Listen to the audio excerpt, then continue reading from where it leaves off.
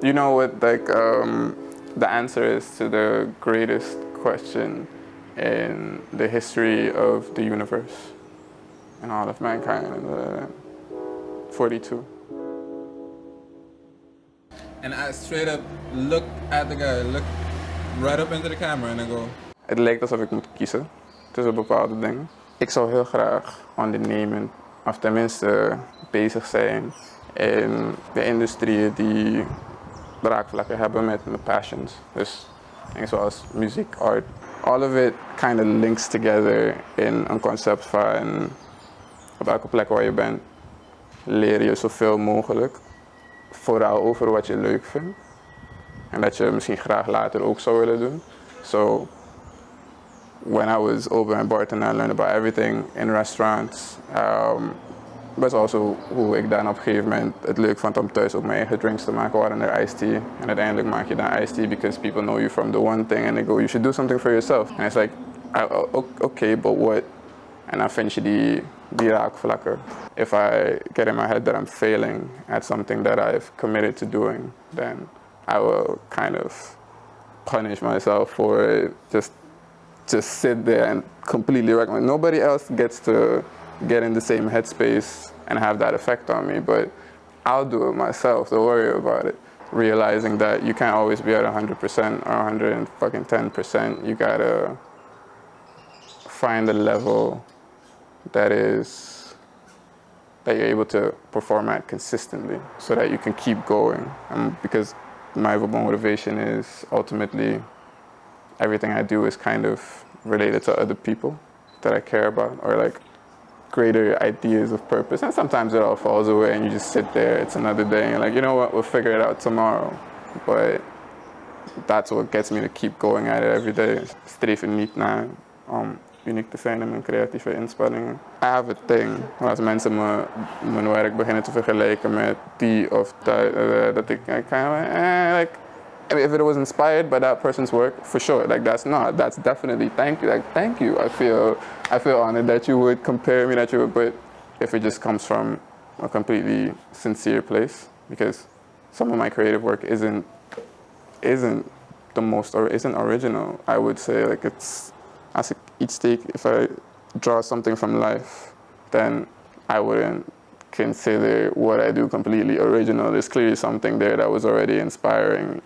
But yeah, I feel like you can add a little uniqueness to it because only you at one point can do what you learn to do. If you stay committed to bettering yourself in it, then the result might be copied at one point, but nobody can copy what you pour into your creative process.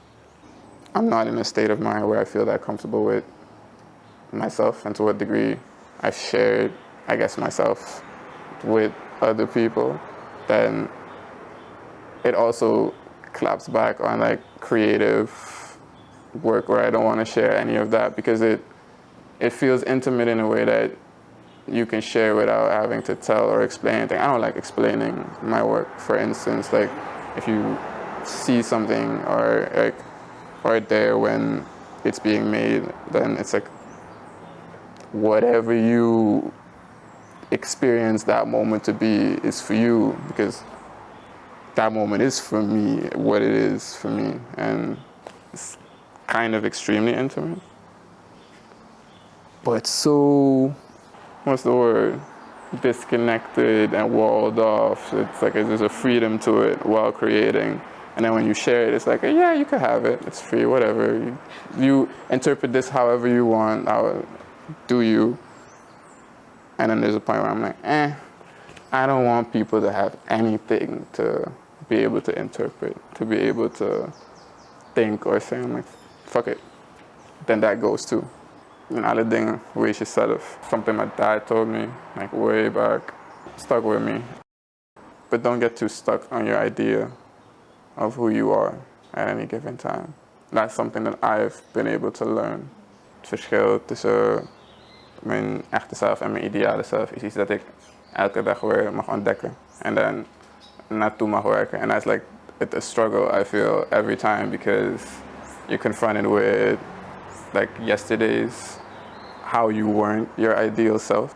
And then today you can choose to torture yourself over it, which isn't necessarily gonna help you reach your ideal self today, but not taking account of it, like not being aware of it, isn't gonna help you get that much closer to your ideal self today either. So I try to balance it out. I like already now having a bunch of memories. I do like that I have a lot of stories to tell already, and then even if I don't tell most of them, just having those memories, right? These great people, because regardless, like individuals are not gonna be their ideal self, or like, you know, their real self. Like, I don't know, it depends like what the thing is, right? But whoever it is, those stories, you know, I remember them. So when I'm gone, there'll be a few people around, I bet, that will still have some interesting stories. And whatever that is, I hope they remember me as sincere or true to my character in those stories. That's the one.